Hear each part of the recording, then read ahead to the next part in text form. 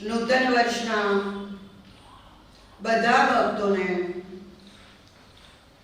માં જગદંબાના, રમાંબાના, રમાનાથ ભગવાનના ખૂબ ખૂબ આશીર્વાદ, સાથે સાથે મારી ખૂબ ખૂબ શુભકામનાઓ.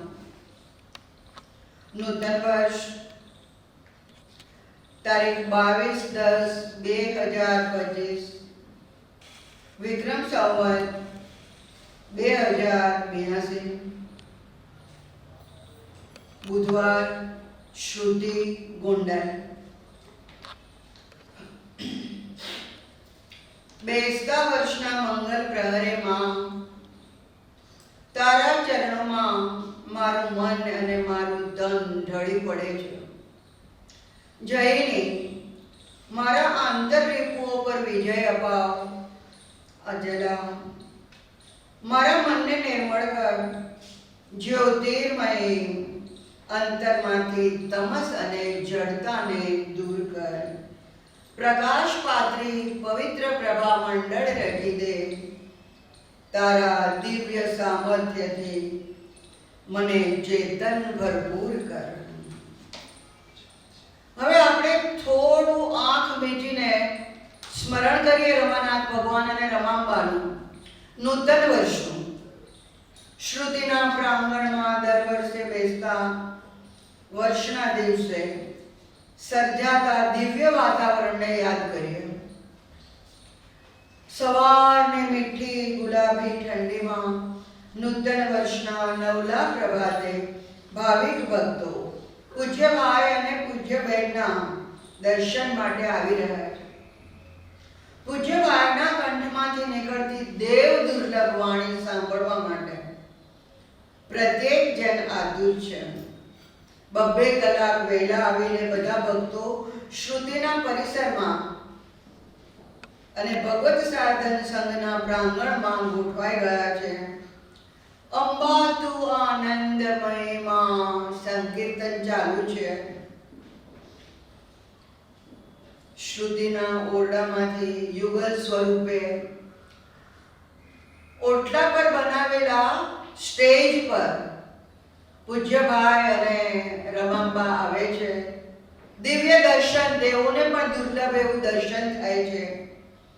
અને પૂજ્યભાઈના અવાજની અંદર અંબા તું આનંદમયમાં, અંબા તું આનંદમયમાં જે ગવાય છે. અને એને કારણે વ્યક્તિઓ તો ઠીક છે, પશુ પક્ષીઓ પણ, શ્રુતિનો એક કણ પણ, વનસ્પતિ સૃષ્ટિની સાથે પશુ પક્ષીઓ અને શ્રુતિની માટીનો એક કણ ચિન્મય બની જાય છે પૂજ્યભાઈના અપાર્થિવ અવાજની સામે. અંબા તું આનંદમયમાં ચર અચર બની જાય છે, અચર ચર બની જાય છે. જે કલબલાટ કરતા હતા, કલશોર કરતા હતા, એ પક્ષીઓ સ્થગિત થઈ જાય છે. ઋષિ મુનિઓ જે સમાધિમાં હતા એ સમાધિ ચલિત થઈ જાય છે. મુરલીના રવ કરતા મીઠો, મધુરો અને એકદમ સર્વશ્રેષ્ઠ અવાજ, જેની અંદર આપણે ડૂબી જઈએ છીએ. પૂજ્યભાઈની અમૃત વરસાવતી વાણી શરૂ થાય છે. શબ્દાતીત વાણી ચેતનાને ચેતનવંતી કરે છે. અને આ વાણી સૌને સીમામાંથી ભૂમા તરફ લઈ જાય છે.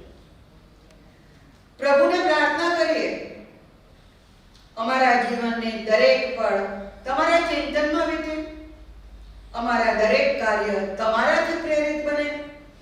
નૂતન વર્ષનું નવલું પ્રભાત, જગદંબાનું ગીત, સ્તવન, સ્વચ્છ આકાશ, વિશુદ્ધ પ્રકૃતિ, વિશુદ્ધ મન, વિશુદ્ધ દિલ, પોઝિટિવ થિંકિંગ, પોઝિટિવ મન, ચિત્ત અને હૃદય પણ. નેગેટિવિટી જાય, કોઈના માટેની ઈર્ષા જાય, કોમ્પિટિશન જાય. આજના દિવસે દરેક માટે શુભકામનાઓ શુભ હૃદયથી બધા કરે અને પોઝિટિવ વાઇબ્રેશન્સ ચારે બાજુ મૂકે તો આખા જગતનું કલ્યાણ થઈ જાય. માં, હું તારું સંતાન છું, તું અંશી છું, હું અંશ છું. તું સર્જક છો, હું તારું સર્જન છું. તું સમુદ્ર છો, હું તારો તરંગ છું. તું યંત્રી છો, હું તારું યંત્ર છું. તને કાતર ભાવે પ્રાર્થના કરું છું. We want to devotee. We want to repeat the name of our Mother Divine. We want to love our Mother. We are the children of our Mother. પૂજ્યભાઈ ફર્સ્ટ પર્સનમાં હું સાથે જ છું. હું ભગવાન છું. હું જ કૃપા કરું છું. હું જ આશીર્વાદ આપું છું. પવિત્ર માણસના આશીર્વાદ પડે છે તો આ તો જગદંબાના આશીર્વાદ છે.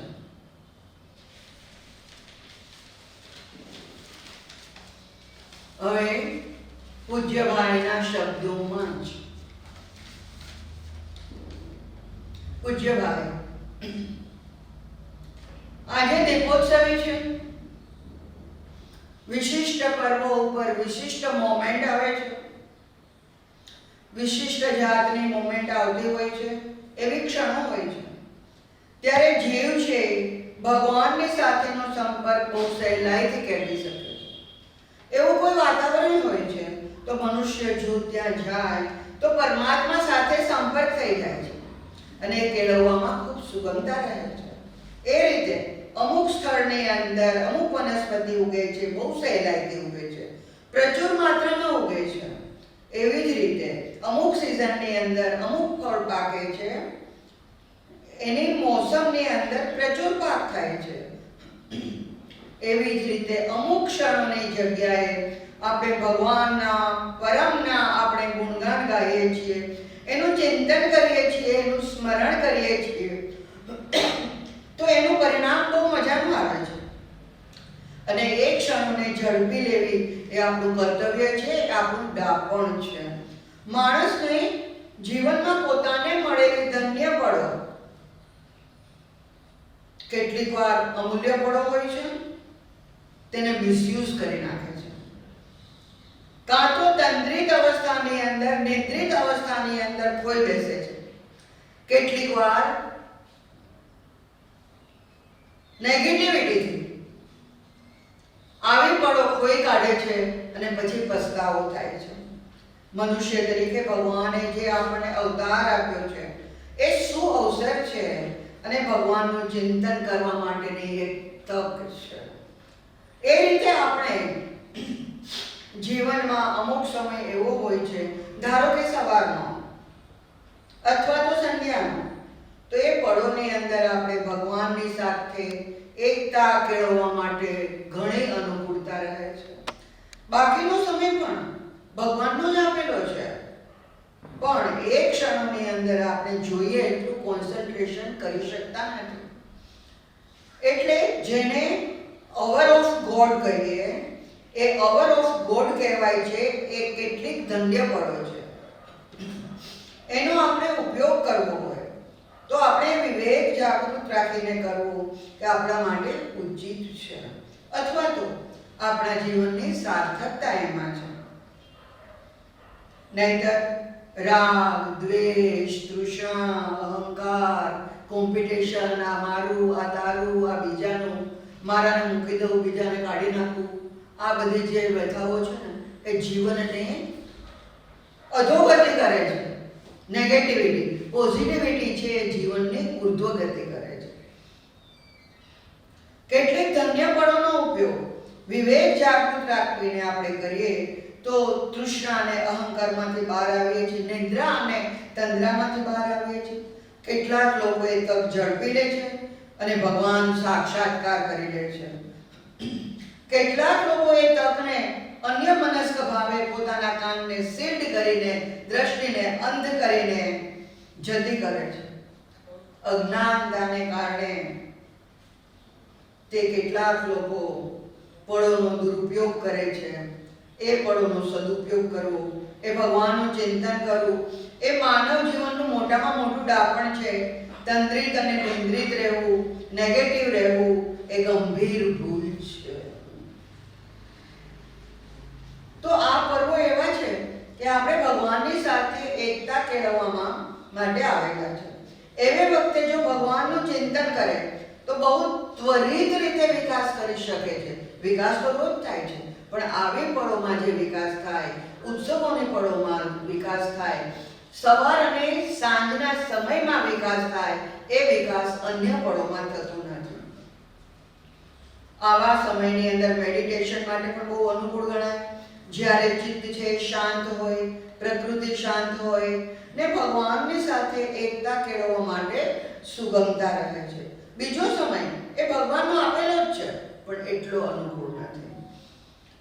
તો આ દીપોત્સવી જેવા પર્વો છે, જન્માષ્ટમી જેવા પર્વો છે, એ વખતે માણસ પોતાનો વિવેક જાગૃત રાખે ને એ પર્વો દરમિયાન ભગવત ચિંતન કરે, એનો સદુપયોગ કરે ભગવત આરાધના કરે, ભગવત સંકીર્તન કરે, ભગવત સત્સંગ કરે, તો એનો આધ્યાત્મિક વિકાસ છે, એની ખૂબ જ પ્રગતિ થાય છે.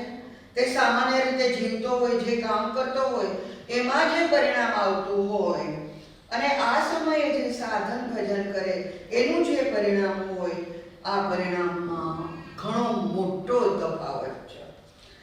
તો આજે આ પર્વ ઉપર, નૂતન વર્ષ ઉપર આપણા અંતરની અંદર જે અંધકાર છે એને દીપ પ્રગટાવીએ, આપણો અંધકાર દૂર થાય ને કદાચ એ દીપના પ્રકાશથી બીજાને પણ પ્રોત્સાહિત થવાનો પ્રસંગ ઉપસ્થિત થાય, તો પોતાનો દીપ પ્રગટાવીને અંધકારમાંથી મુક્ત થવાની ક્ષણો છે એનો સદુપયોગ કર્યો કહી શકાય. પણ આને જો આપણે અંધકારમાં રાખીએ અને પ્રકાશ માટે ના ઝંખીએ, આપણા મનની અંદર રહેલી નેગેટિવિટી અને નેગેટિવ વિચારો, બીજાના માટેના જે આપણે બ્લોક કરીએ વિચારો, એ બધા વિચારો જે છે એને રાગ દ્વેષમાં જીવીએ છીએ. એ રાગ દ્વેષ બીજાના માટે, જેને આપણે શુદ્રક કહીએ છીએ, એ ખુદ આપણે આપણું જીવન શુદ્રક બનાવીએ છીએ. આપણે પોતે બંધનમાં રહીને બીજાની બેડીઓને વધારે મજબૂત બનાવીએ છીએ, તો આપણે આપણને મળેલી અમૂલ્ય પળોનો દુરુપયોગ કરી રહ્યા છીએ, એ નિશ્ચિત છે.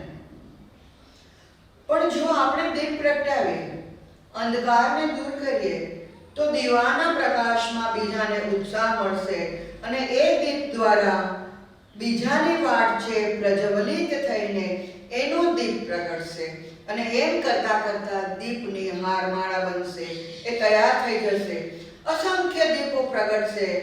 તો ભગવાનને પ્રાર્થના કરીએ, તમસોમાં જ્યોતિર્ગમય, તમસમાંથી ભગવાન તું અમારો ઉદ્ધાર કર અને જ્યોતિ તરફ લઈ જા. અમારા પુરુષાર્થથી અમે અહંકારને ઓગાળી નહીં શકીએ, એને દૂર નહીં કરી શકીએ. તારી કૃપા હશે તો જ અમે પ્રકાશના પ્રવાસી થઈ શકીશું, એને ઉપલબ્ધ કરી શકીશું, એનો લાભ લઈ શકીશું અને બીજાને લાભ આપી શકીશું. તો પ્રાર્થના કરીએ કે અમને તમસમાંથી જ્યોતિ તરફ તું લઈ જા. Blessings, blessings, blessings. જય માં, જય રમણા.